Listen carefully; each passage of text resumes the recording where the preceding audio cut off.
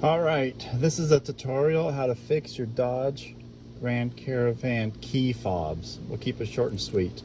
So I had to buy this thing, the ATPSTOGO. It comes with 2 keys. The issue I was having was that my original key would open up both driver's side and passenger window when you walked away from the car, which means someone would steal your stuff. Okay, so you buy this.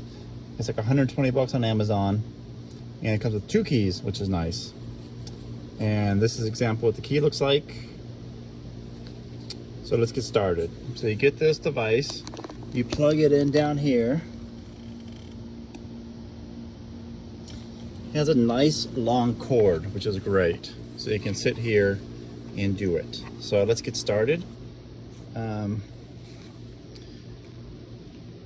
Basically, you just want to plug it in and hit program key.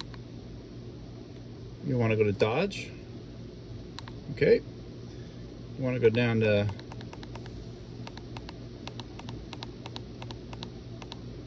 Grand Caravan. Hit OK.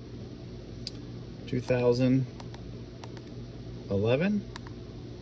Okay. Key and key fob. Okay, now this confused me. What you want to do is add key, not key fob. Add key. All right. Now, you want to take this guy. You want to put him in, and you want to go 2 clicks. 1, 2, right like that. Go back to this. Hit OK. Hit OK again. I'm going to scroll down. I don't have push start. Hit OK. Hit OK again. Bam. This thing is awesome. I got 2 keys working in my van for 120 bucks, which I wasn't planning on spending that money, but when the dealer wants like over 300 for 1 key, this thing is great. Hit OK. I'll take this.